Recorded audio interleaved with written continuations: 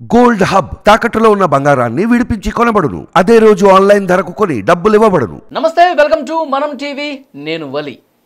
కొన్ని రోజుల క్రితం మనం ఒక వార్త చూసాం. వైజాగ్లో నటి సౌమ్య శెట్టి దొంగతనం చేశారు, బంగారాన్ని చోరీ చేసి వైజాగ్ నుంచి ఉడాయించారు, గోవాకి పారిపోయారని చెప్పి కొద్ది రోజుల క్రితం ఈ వార్త హల్చల్ చేసిన విషయం తెలిసింది.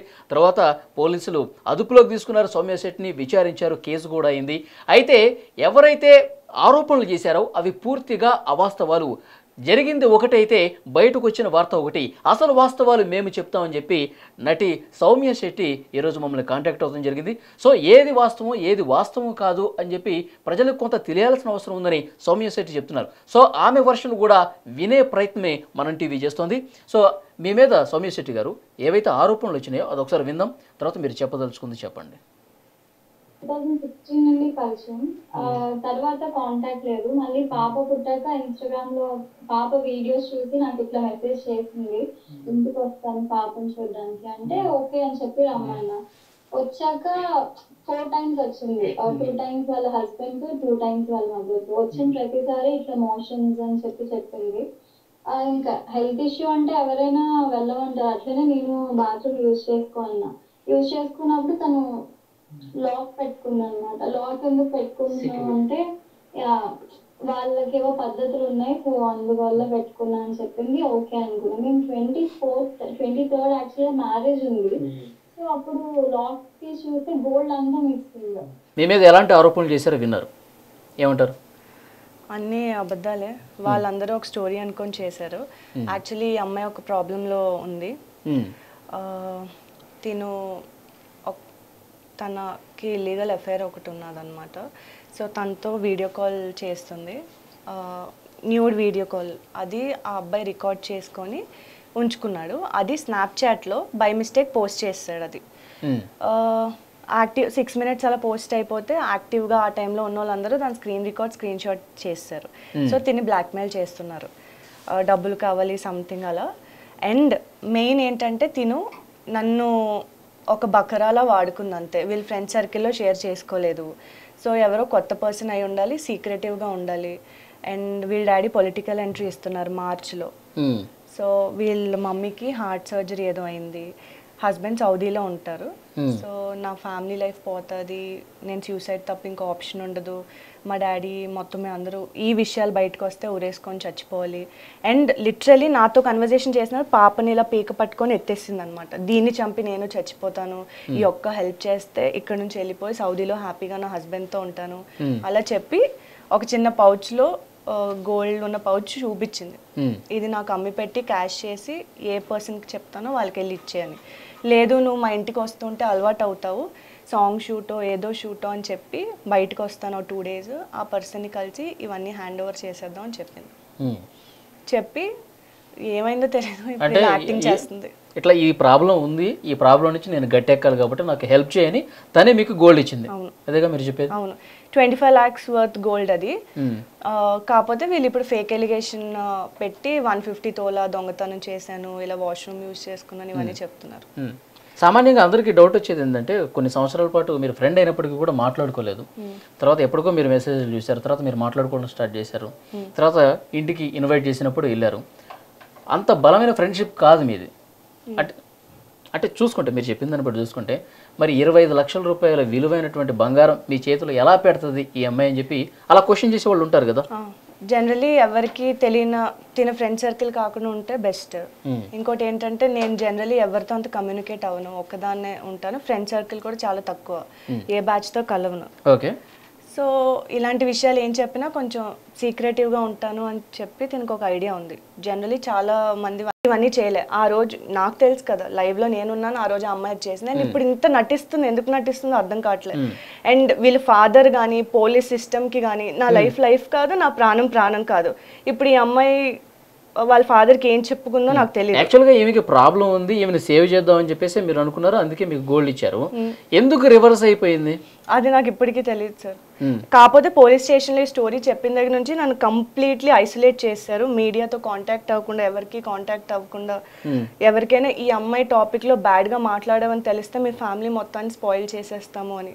వాళ్ళ ఫాదర్ అయితే నేను జైల్లోనే ఉండాలి, నా స్టోరీ బయటకు రాకూడదని ఫిక్స్ అయిపోయారు. ఇంకా నాకు లక్కీలీ బెయిల్ వచ్చింది. ఫుల్ ట్రై అయితే చేశారు నన్ను రిమాండ్కి పంపించి జైల్లోనే ఉంచుదామని చెప్పి. ఇప్పటికీ కూడా నేను వోకల్లీ బయటకు చెప్పలేక భయపడ్డాను ఇంతవరకు. అంటే అదే మెయిన్ రీజన్. నన్ను 23rd నుంచి March 1st వరకు మెంటల్లీ ఫిజికల్లీ ఎంత హెరాస్ చేయాలో అంత హెరాస్ చేశారు మొత్తం డిపార్ట్మెంట్. ఈ అమ్మాయి పేరు మాత్రం బయటకు రానివ్వలేదు. ఎందుకు డిపార్ట్మెంట్ అంత ఫేవర్గా ఎందుకు ఉంది ఈ అమ్మాయికి? ఏసీపీ గారు వీళ్ళ father friends and DCP madam ఉన్నారు, ఆవిడికి కూడా వెళ్ళి నా స్టోరీ మొత్తం చెప్తే నన్ను ఫుల్గా కొట్టి, వాళ్ళ ఫాదర్ కూర్చున్నారు అక్కడ, డీసీపీ మ్యామ్ నుంచి ఫుల్గా కొట్టి నీకే దొంగతనం చేయాలనిపించింది, 4 సార్లు వెళ్ళి నువ్వే దొంగతనం చేసావు అని స్టేట్మెంట్ మీద సంతకం చేస్తావా లేదా, నాటకాలు ఆడుతున్నావా అది ఇది అని చెప్పి సైన్ చేయించుకున్నారు.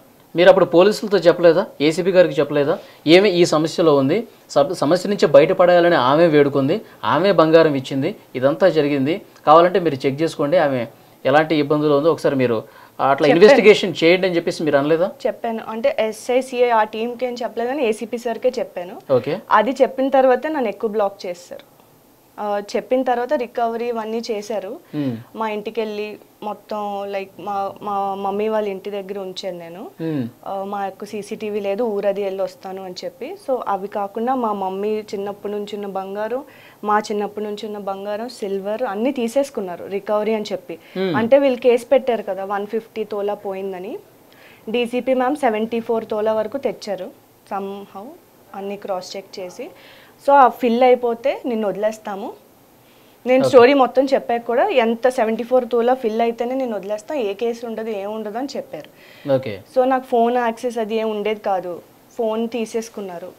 తీసేసుకొని అరెస్ట్ చేయలేదు, మార్నింగ్ 10 నుంచి నైట్ 10 వరకు నార్మల్ 3 టౌన్ పోలీస్ స్టేషన్లో కూర్చోబెట్టేవాళ్ళు. నైట్ మాత్రం నేను ఎవరితోనైనా మాట్లాడేస్తాను, అడ్వకేట్ని ఏమైనా పెట్టుకుంటాను, లేదా మీడియాకి ఏమైనా లీక్ చేస్తాను అని చెప్పి నాతో ఎప్పుడు లేడీ కానిస్టేబుల్ ఉండేది. నన్ను ఫ్రైడే టు ఫ్రైడే 23rd నుంచి March 1st వరకు ఎవరిని కాంటాక్ట్ అవ్వనివ్వలేదు, ఎవరితో మాట్లాడనివ్వలేదు. ఆ ఫ్రైడే రోజు ఎలాగైనా రిమాండ్కి పంపించేస్తే వీళ్ళు చెప్పిన స్టోరీస్ అన్ని ట్రూ అయిపోతాయి కదా, జైల్లో ఉంది, రిమాండ్లో ఉంది, దొంగతనం చేసింది అని చెప్పి. సో ఫుల్ ట్రై చేశారు నన్ను జైలుకి పంపించేయడానికి. కానీ నాకు ఆ రోజు జడ్జ్ దగ్గర నన్ను అడిగారు, మ్యాజిస్ట్రేట్ నువ్వు చేసావా అంటే చేయలేదు అని చెప్పాను. అండ్ అడ్వకేట్ వాళ్ళు మాట్లాడాక నాకు బెయిల్ వచ్చింది. అండ్ అడ్వకేట్ కూడా తను ఏదైతే మీకు బంగారం ఇచ్చారో ఆ బంగారం పోలీసులు రికవర్ చేసేసుకున్నారో పూర్తిగా? నేనే చెప్పాను ఎక్కడే అమ్మాను, ఎక్కడ తను చెప్పినట్టు తను ఫస్ట్ ఒక దగ్గర అమ్మమంది, లలితాలో వెళ్ళి ఎక్స్చేంజ్ చేయమంది, బిల్స్ ఉంచమంది, లాస్ట్లో కూడా ఒక 6 lakhs తీసి ఉంచమంది. అవన్నీ నేను పోలీసులకి మొత్తం చెప్పాను. చెప్తే వాళ్ళు వెళ్ళి రికవర్ చేశారు, అన్నీ చేశారు, చేసి ఎక్స్ట్రా కూడా చేశారు మా దగ్గర నుంచి. ఓకే. ఇప్పుడు వాళ్ళ బంగారం కాకుండా మీ బంగారం కూడా తీసుకెళ్ళిపోయారంటారు? తీసుకెళ్ళిపోయినా పర్లేదు, అసలు డబ్బులు బంగారం అసలు టాపిక్ కాదు. ఓకే. జరిగిన స్టోరీ ఒకటి, నన్ను డిఫేమ్ చేసి ఇదంతా చేశారు. అండ్ మీడియా పీపుల్ కూడా జనరల్లీ నేను అడుగుతున్నాను, వీళ్ళు ఇలా దొంగతనం చేసింది ఒక యాక్ట్రెస్ అని చెప్పారు కదా, నా సైడ్ స్టోరీ వినడానికి ఎవరు ట్రై చేయలేదు. ఓకే. అందరూ కూడా వీళ్ళు చెప్పారు, వీళ్ళ స్టోరీ వేశారు. అండ్ డీసీపీ మ్యామ్ కూడా దొంగతనం చేసింది 4 times వాష్రూమ్. అంటే ఇప్పుడు ఏమే ప్రాబ్లం ఉంది, ఎవరో బ్లాక్ మెయిల్ చేస్తున్నారు, వాడికి డబ్బులు ఇవ్వాలి కాబట్టి మా బంగారం అమ్మి పెట్టు అని చెప్పి తన పర్సనల్ బంగారం అది అన్నట్టు చెప్పింది. అంటే ఇప్పుడు నిజంగా ఇంట్లో నుంచి తీసి ఇచ్చేస్తే ఇప్పుడు ఈ యాంగిల్లో ఎందుకు ఇన్వెస్టిగేట్ జరగట్లేదు? ఎవడో బ్లాక్ మెయిల్ చేస్తున్నాడు కదా, వాడిని పట్టుకునే ప్రయత్నం చేయలేదా? అసలు దీన్ని పూర్తిగా మీరు చెప్పిందంతా అబద్ధం అని పోలీసులు భావిస్తున్నారా? లేదు, వాళ్ళకి నేను ఇన్నోసెంట్ అని తెలుసు, నా దగ్గర వాయిస్ రికార్డ్ కూడా ఉంది. మా హస్బెండ్తో SI మాట్లాడారు అనమాట, మాకు తెలుసు ఈ అమ్మాయి ఏం చేయలేదని, వాడిని ఏం చేయాలి, డీసీపీ ఏసీపీ వాళ్ళ దగ్గర నుంచి మాకు ప్రెషర్ ఉంది, ఎలాగైనా ఈ అమ్మాయిని కోర్టులో సబ్మిట్ చేయమంటున్నారు, మాకే ఉంది తను ఏం చేయలేదని మాకు తెలుసు, ప్రూఫ్స్ కూడా ఏం లేవు తను అగెయిన్స్ట్, వదిలేయాలనే ఉంది అని చెప్పారు. అది మాత్రం రికార్డ్ ఉంది మా దగ్గర. సో ఫర్దర్గా ఫైట్ చేయాలంటే అదే యూజ్ అవుతుంది మాకు. SI చెప్పారు పైనుంచి ప్రెషర్స్ ఉన్నాయి, అమ్మాయిని బయటకు వదలొద్దు అని. ఓకే. ఆ యాంగిల్ నుంచి కాదు, ఈ అమ్మాయిని ఒకసారి పోలీస్ స్టేషన్కి వెళ్ళలేదు, ఒక్కసారి కూడా తిన్న అడగలేదు. అండ్ నార్మల్ నేను స్టోరీ చెప్పాక ఏసీపీ గారు అడిగి చూడమ్మా ఈ అమ్మాయి నీ మీద ఇలా చెప్తుంది అని కాల్ చేశారు. లేదు అంకుల్ నేను ఏం చేయలేదు అని చెప్పి ఈ అమ్మాయి చెప్పింది, అంతే. That's all their investigation.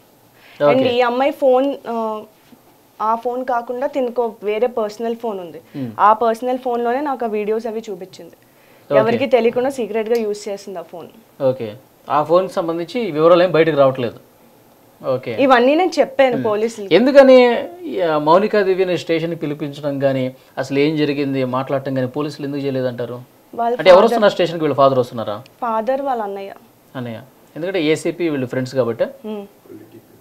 And వాళ్ళ ఫాదర్ కూడా ఎమ్మెల్యే టికెట్ కి ట్రై చేస్తున్నారు. సో పొలిటికలీ కూడా ప్రెషర్ పెట్టారనమాట, నన్ను బయటికి వదలొద్దు అని చెప్పి. ఓకే, చూద్దాం. అది నటి సౌమ్య శెట్టి గారు చెప్తున్నటువంటి వాదన. యాక్చువల్గా మౌనిక దివ్య ఏదైతే ఎలిగేషన్ చేసిందో ఇంటికి వచ్చి మా బంగారం మొత్తం తీసుకెళ్ళిపోయిందని చెప్పి కేసు పెట్టారు. వీళ్ళ వర్షన్ మాత్రమే వింటున్నారు కానీ పూర్తిగా సౌమ్య శెట్టి ఏం చేసింది ఏం చేయలేదు, అసలు నిష్పక్షపాతంగా ఇన్వెస్టిగేషన్ జరగట్లేదు. నా తరపున వాదనలు కూడా ఎవరు వినే పరిస్థితి లేదు. ఎందుకంటే పోలీసులు మౌనిక దివ్య ఫాదర్ ఫ్రెండ్స్ కాబట్టి దీన్ని పూర్తిగా క్లోజ్ చేసే ప్రయత్నం జరుగుతుంది.